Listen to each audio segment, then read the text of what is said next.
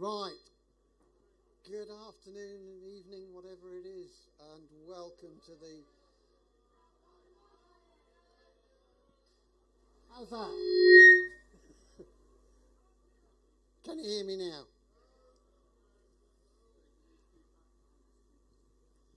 Right, how are we doing? Now?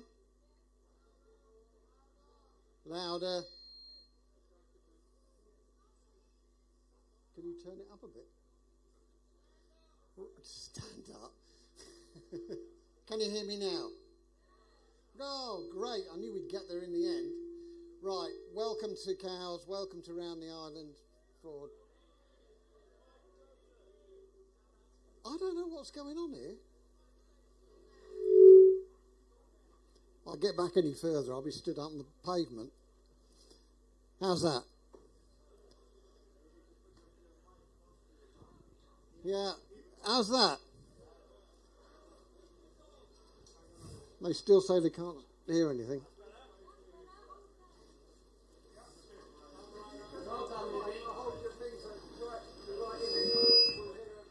Right.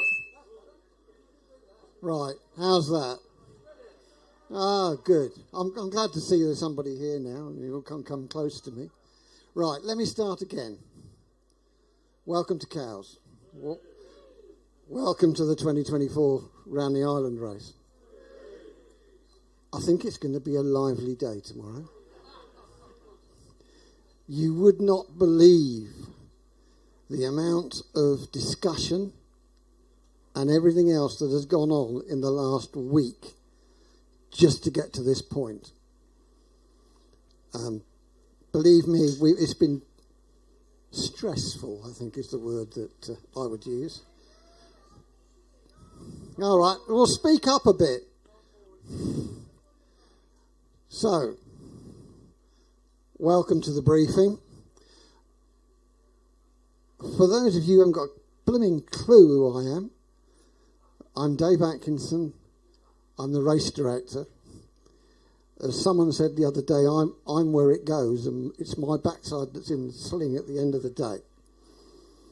So, I hope you have a really good weekend. Certainly, this is an improvement on what we've had in the past, and let's hope that tomorrow when you get out on the water, you can have an equally good day. So let me introduce to you the brains trust behind me. By the side of me now is Penny Tranter. She's a meteorologist. So she knows what's going on and what you lot are going to cop tomorrow. Tom Cheney. He's got so much experience, it's unbelievable. And how many times have you been around the island? 20-something. All right, 20-something times. So if he doesn't know how to get you round, you've got no chance. And you've got Mark on the end, who's our safety officer. So, how are we going to do this? Right, you may have seen that we've broken the race down into stages. So, stage 1, Cowes to the Needles, then Needles to St Cat's and so on. So what we're going to do this evening is talk through the weather and then the tactics for each stage. And I genuinely believe this is going to help you get round. So pay attention, please. We'll run through all this and then Mark's going to do a bit of safety stuff at the end. We'll then come off the live feed and we'll go to a Q&A. Okay, so without any further ado, over to you, Penny. Thanks very much, Dave, and good evening, everybody. Can you hear me at the back? Oh, fantastic. Okay, so you all know it's going to be a very lively race. Anybody that doesn't know it's going to be a lively race? Okay, it's going to be a lively race. So what have we got then? We have got low pressure dominating our weather. It's going to make it unseasonably windy for mid-June tomorrow. I'm sure most of you are probably already aware of that. And when the sun does come out, it is going to feel quite warm. But when it's not out, it is going to feel quite cool. So I'm hoping you can see the weather chart at the moment. Can you see the weather chart? Brilliant. So there's that big area of low pressure. Can you see the isobars around the southern side of that low pressure area? And what we've got as well is we've got a little trough coming through later this evening, which will clear through the early hours of the morning. So that's going to bring some showers, and that's just going to pep up the winds as well.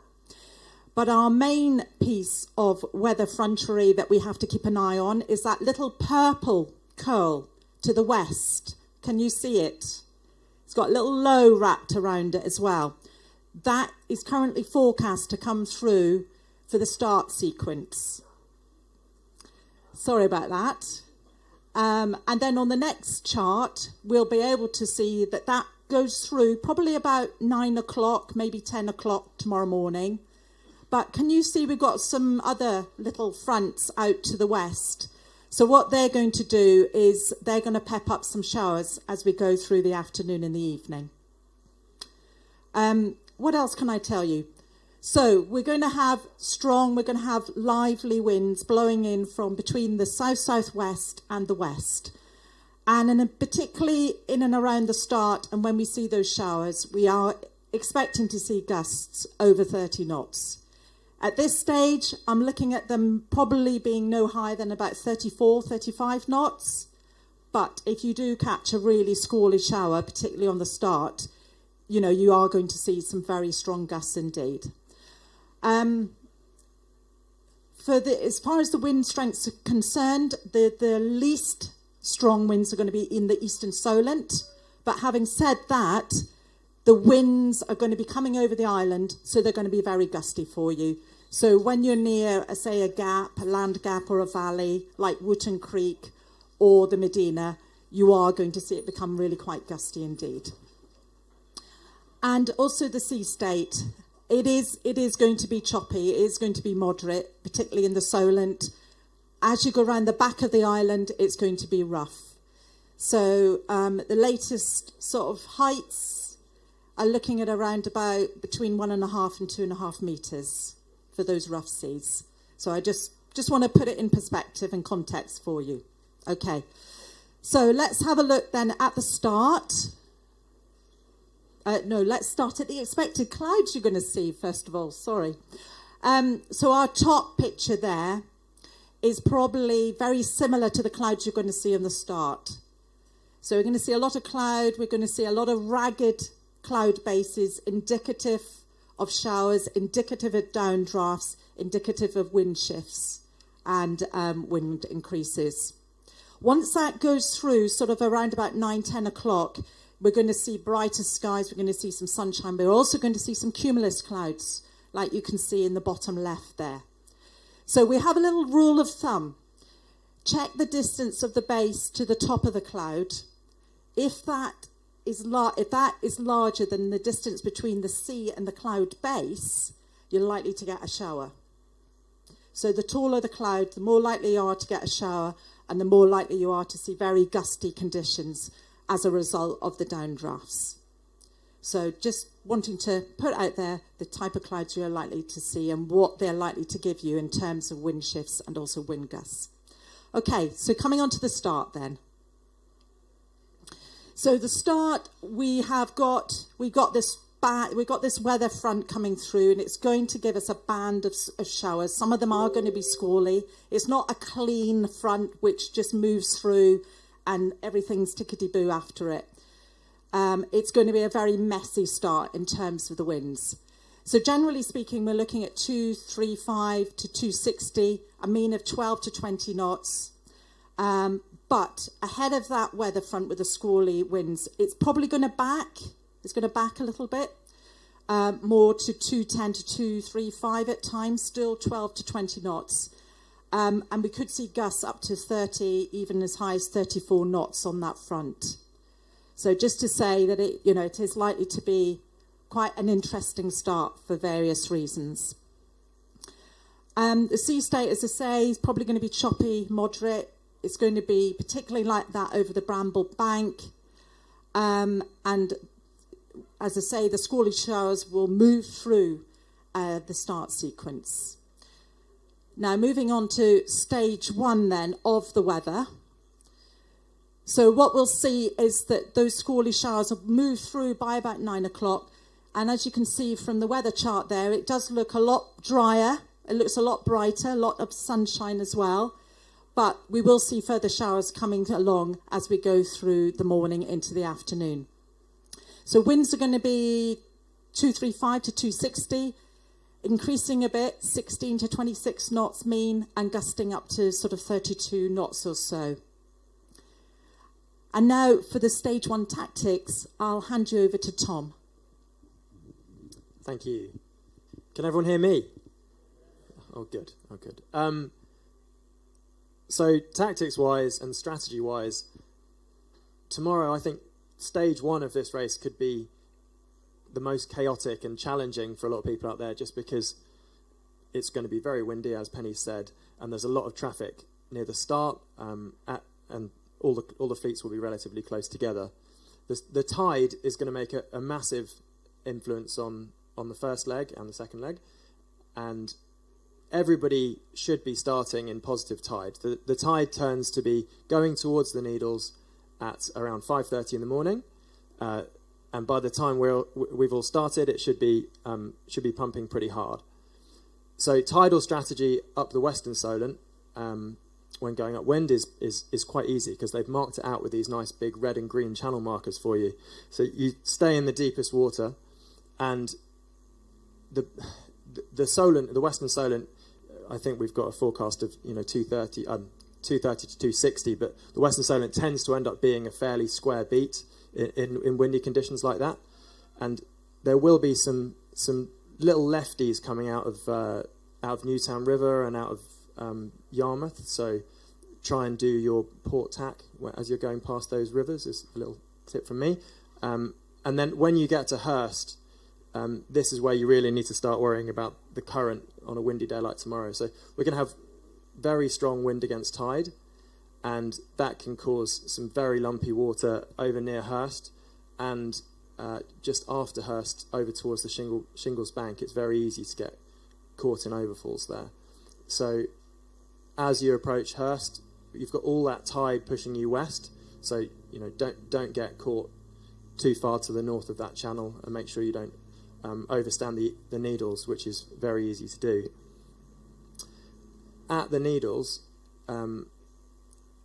there is a wreck that most of you probably know about, and a rock, and there's a gap that on a normal round the island day we'd expect to see most people, or a significant proportion of the fleet, trying to get between the rock and the wreck.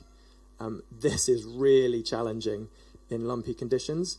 The wreck is a couple of big iron boilers. This is a photo I took 2 years ago of a bit of wreck at low water. You do not want to hit that. So I would advise making sure that you know where that wreck is, and probably staying well outside it tomorrow. I do tend to go and try and find this wreck every now and again, and it's very reassuring to look on your chart plotter or look on Navionics and see that it is where they say it is. So just make sure you keep an eye on that as you round the Needles. And then that's on to stage 2. There's a new tool at our disposal this year from the organisers, which is going to let us get a result in our handicap classes for each of these stages. So as we finish stage 1 at the Needles, we can look at the tracker, and you get a ranking. And then same again at St Cat's and over at Bembridge, you see, so you might round the Needles and be 20th, and then get to St Cat's and you'll get a handicap place of, say 10. We've gone up 10 places, which is a nice feature. And there's actually some prizes for most improved through the race as well. And now I'll hand you back to Penny for stage 2 of weather. Thanks, Tom. So stage 2 then is running from the Needles down to St Catherine's Point. And here the winds are obviously going to be coming off the English Channel. So they're going to be pretty consistent in direction, apart from in and around showers. But we're generally looking at 235 to 260, and meaning 18 to 26 knots, and then gusting up into the low 30s, especially in and around any of those showers. So obviously we're out into the English Channel on the back of the island. So the state of the sea is going to be a little bit more than it is in the Solent. So we are going to see some rough seas, especially over the overfalls at St Catherine's Point. And again, we are going to see a mixture of bright and sunny spells, but also some showers. So again, watch out for some shifts in wind direction and also speed for stage 2. So for the tactics, back to Tom again. So we did stage 1 with the tide underneath us, pushing us towards the Needles, which is great, makes our life easy apart from the lumpy bits. Stage 2, unfortunately, different story. This is a pretty simple leg navigation-wise, one headland to the next. But if we want to stay out the tide, we have to stay to the north of the rum line. So this is going to be a slightly different decision depending on what your boat is and how fast your boat goes. So this is probably a hotter leg than downwind VMG. So you're not going to be sailing as deep as you can. So there's probably a benefit for most people to stay low of the rum line initially and then come up later. Having said that, there are a couple of rocky bits, some traps inshore there, a couple of ledges, so make sure you know where you are there. Those are quite a sharp, steep rise off the seafloor, so easy to run into. And then you also have to bear in mind that if you've gone low of the rum line into the shallower water to stay out of the current, you're going to have to come back up again. So it's a windy day tomorrow. If you're carrying spinnakers, just bear in mind, give yourself enough room. You might need to be able to drop that kite to come back up to the headland if you can't sail that high with a spinnaker. Back to Penny for weather.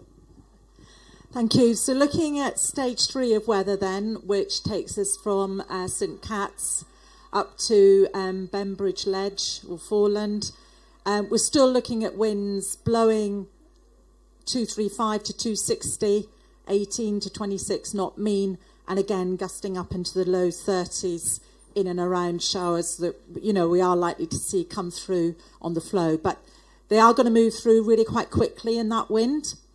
But there's just a couple of points I wanted to make about the winds on this stage. We've got a potential local increase between St Catherine's Point and Dunnose because of the high ground there, and also into Sandown Bay as well, due to wind funneling through the land gaps. The alternative in Sandown Bay is if the wind does go down around to the left, we could see some wind bends. So again, we're going to see moderate or rough seas, and we're still going to see a mix of bright or sunny spells and some showers. So for the tactics for stage 3, let's see what Tom's got for us. So I think strategy-wise, tactics-wise, this could actually be the most complicated and challenging bit of the race for most people tomorrow. That leg from St Cat's to Dunnose is probably in roughly the strongest tide against you, and there's an enormous gradient between being right offshore and even only 100 metres offshore in terms of how much current you're pushing against. So it's probably important for everybody to be trying to stay inshore, but then if you've got boats with asymmetric spinnakers and you're trying to jibe in and out, that could be really challenging. So a sort of low slow mode to stay out of the current might be better than sailing what would be your normal angles. And then from Dunnose to the Cardinal to Bembridge, we have to go across Sandown Bay, which, as Penny just mentioned, wind-wise, you can see a sort of a bit of a bend and a bit of a wind shadow in Sandown Bay, where if the wind goes left, you get lifted as you sail into it on port tack, and then you get lifted again as you sail out of it on starboard, which is bad.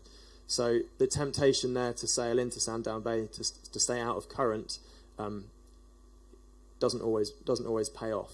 So there's a bit of a coin toss for you to do here as to whether you decide to sail north of the rum line to stay out of the current, or stay offshore where you might have more wind, more consistent wind, but you'll have tide against you. And then at Bembridge, you can often see lots of boats arriving at Bembridge Cardinal at the same time, which often makes things quite exciting. So again, traffic management is pretty important, and having your wits about you as you get to the Cardinal. Also, this is probably, you'll have had a lovely time sailing with a spinnaker for a few hours, and suddenly you've got to remember that you have to give yourself time to take that down and go upwind. So we often see lots of messy spinnaker drops and messy mark groundings at Bembridge, so give yourself some time there. On to stage 4, back to some weather. Thanks, Tom. So stage 4 then is from Bembridge round to the finish. And as we're coming up into the eastern Solent, we're going to see the winds less strong here, but still pretty lively. Still coming in 235 to 260, 16 to 23 knots, and gusting up into the low 30s, especially in and around any showers. So the one difference for the eastern Solent is that you've got the wind blowing over the island onto eastern Solent, and that always makes it a little bit more gusty. And it's particularly gusty when you're passing any gaps or valleys, so like Wootton Creek and the Medina. So just be aware of that. The sea state is not going to be as bad as it will be round the back of the island, but still it's going to be fairly choppy, especially over Ryde Sands and the Bramble Bank. And we keep the sunshine and showers theme going as well. So again, we could see some big shifts in wind and also changes in wind speed in and around any big showers. And so let's see what the final stage brings in terms of tactics from Tom. Yep, so as Penny's just said, Bembridge, particularly the Bembridge to Ryde bit for me, is often tricky, puffy, gusty conditions. There's going to be quite a spread in tidal conditions for you guys, because obviously there's a huge range of sizes of boat participating in the race. So some people are going to still have quite strong tide at this point, and other people are going to be doing this in slightly slacker water. Regardless, this is going to be, as I said before, a spinnaker drop into a reach, a sort of fetchy reach from Bembridge to Ryde Sands, where there's some quite shallow water. There's also an obstruction at Seaview, which is marked by a big orange inflatable mark. You're not allowed to sail inside the moorings at Seaview. I don't think there's actually a picture in the sailing instructions this year, but it's very obvious when you get there. And you will immediately think, oh, there's the moorings, I'm not allowed to go inside. So, just keep an eye out for the big inflatable mark. The current, as I said, is probably against for most boats, so there's a temptation to stay up and stay inshore. Remember where Ryde Sands is. It sticks out a very long way. And again, at the bit just down the end of the Solent there, there's a very steep bit of Ryde Sands just after the forts, where everyone's going to be pushing to be in the left if they've got tide against them, and it's incredibly easy to run aground. If you don't run aground there occasionally, you're not trying hard enough, really, but you will see boats aground at Ryde. Maybe try not to make that you. And then similarly from Ryde up to the finish, depends when you're there, but it's often tempting to sail in towards the island, into Osborne Bay for tidal relief, which is probably the right thing to do, but you can get some quite big shifts around the headland just before the finish. So just be kind of ready for some chaos near Norris, big wind shifts, 30-degree wind shifts. And then also make sure you cross the correct finish line, which is, again, easy to mess up. So make sure you know which class you're in and which side of the big committee boat you need to finish. I think that's it from me tactics-wise, but we'll get a little summary now of the weather from Penny. Thanks, Tom. So I just thought it might be useful for you to have a summary of the weather conditions that we're expecting for tomorrow. So just to reiterate, starting with the winds then, that at the start, 235 to 260, 12 to 20 knots. But as we see that little squally front come through with the showers, the winds could back to 210 to 235, and we could see some gusts up into the low to mid 30s, particularly if you get caught out in one of those squally showers on that front. Thereafter, for the race, we're generally speaking looking at 235 to 260, still 16 to 26 knots, and gusting up into the low 30s, especially in the showers. Although the winds are going to be less strong in the eastern Solent, they are going to be very gusty, as Tom and I have both mentioned. Sea state, it's going to be choppy wherever you are. The roughest of the seas is going to be around the back of the island. And the weather, we're going to see those squally showers at the start then, but then after sort of 9, 10 o'clock, we'll see a mixture, pretty much like we're seeing at the moment, sort of bright or sunny spells, but there will be some showers coming through. Temperatures, nothing to write home about, but if you are out in the sun, whoopee-doo. That's if you're not getting splashed by the sea. And the sea temperature is 15 or 16 Celsius. So thank you very much indeed. That concludes the weather and the tactics. And now we'll hand over to Dave for Mark. I'm so sorry. Mark, I'm looking at him for the safety update and the brief. Thanks, Penny, and everybody. Can you all hear me? Good start. Weather info is just to back up what Penny said. Windy means what? Smack on the head, being blown over in a squall, come back up again, sort everything out. It's about keeping one hand for yourself and one for the boat, making sure you don't go overboard. Really helpful to us. There's a picture of a lifeboat there. It's my lifeboat, so to speak. I also happen to be the operations manager for the station here, so we're very pleased that you're supporting us in this race this year. Thank you very much indeed for that. I'm also a long-term member of the sailing club. Been boating for probably 60 years now. Doesn't feel like it at times. So it's a general view. It's not that you've had all the technical stuff. You've had all the important stuff about what you need to know. What's more important is about your decision to go to sea. Obviously, from the group of people here, you'll probably done this before, been there, seen it, done it, probably experienced conditions like we're going to get tomorrow. But there's a lot of people that aren't. This is a race for everybody, and a lot of people come to do this race. It's possibly their only race of the year, possibly their only race they've ever done, if they don't have the right experience and don't want to come back. So, given what you've heard, would you like to have a discussion between yourselves and the crew about whether you actually want to go tomorrow? The club has been getting a lot of telephone calls in the last day or so saying, we've looked at what's coming and don't think it's for us this year. It's a wise decision not to put to sea, I have to say. I have to make a decision sometimes whether we should put our lifeboat to sea. It may seem surprising that no, lifeboats don't always go out when they're asked. If the conditions are not safe, we don't go. We get a bigger lifeboat to go. Sometimes even they say, not so sure about that. So it's about preparation, isn't it? Yeah, there's all the rules, there's all the regulations about international sailing. You all know what they are. It's simple stuff. Are your guardrails safe? Are the stanchions upright? Are they secure? Is your radio working? Have you fully charged it? Is there backups? Do you know where it is? Have you undone your... Sorry? Speak up. Okay, Mike. Yeah. So it's simple things like, have you unpacked the life jackets since you've been here and blown them up and make sure they stay blown up and then pack them up again? It's the simple stuff that will often let us down. We'll come and help, you know that.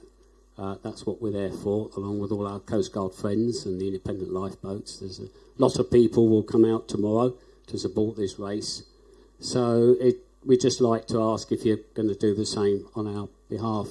You've heard the Tom and Penny talk about what the conditions are likely to be. Risks involve pushing your luck at a mark, a turn in the course. I think there's going to be plenty of sea room tomorrow.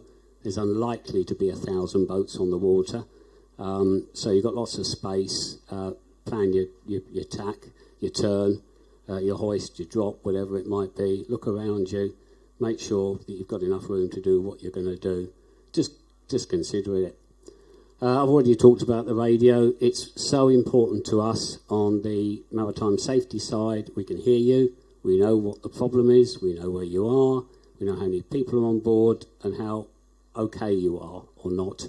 There's an okay sense in the voice of this isn't good. Don't get overly worried and tongue-tied about the language. Mayday, mayday, mayday, blah, blah, blah, blah, blah. Who are you? Where are you? What's wrong? Someone will come and find you, hopefully. And make it clear who you are. It's all simple stuff. Last year was blowy. We didn't see all of it coming.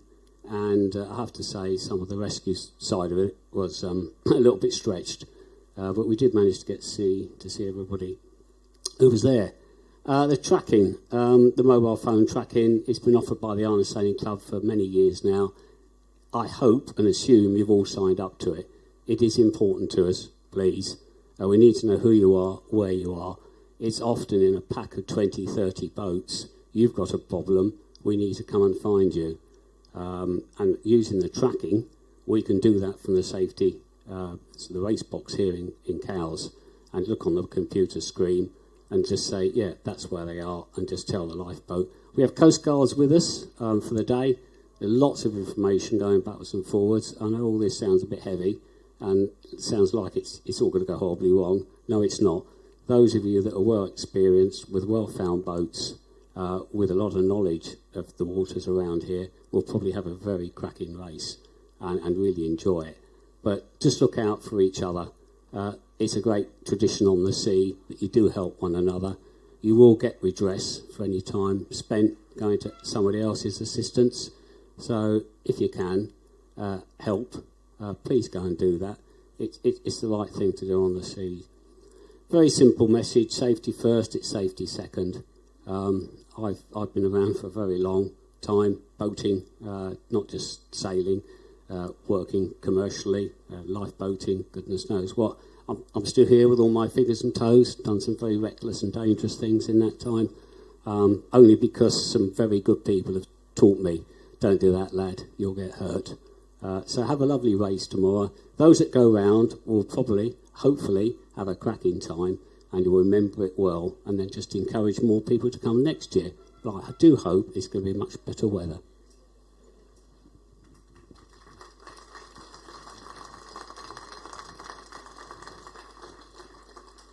Okay, I've just got a couple of points to raise. One of the issues that we get every year is the ferries. Now, I know you don't want to tangle with them. They don't want to tangle with you. So can I ask that if you come across a ferry, either down that end here or down there, you hold your course as long as you can. Because the ferries don't want to hit you, and they're going to do heaven and earth to keep out your way. But if you keep tacking backwards and forwards, they haven't got a clue where you're going, and that's when we get into trouble. So, please, and it's a simple thing, and it affects the whole race. Eyes out the boat. Think about what you're doing. You want to have a good day. I want to have a good day.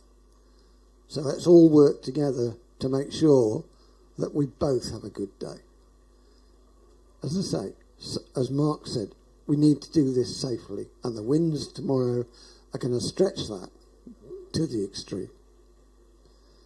So that concludes the sort of first part of this. So thank you very much. Have a good day.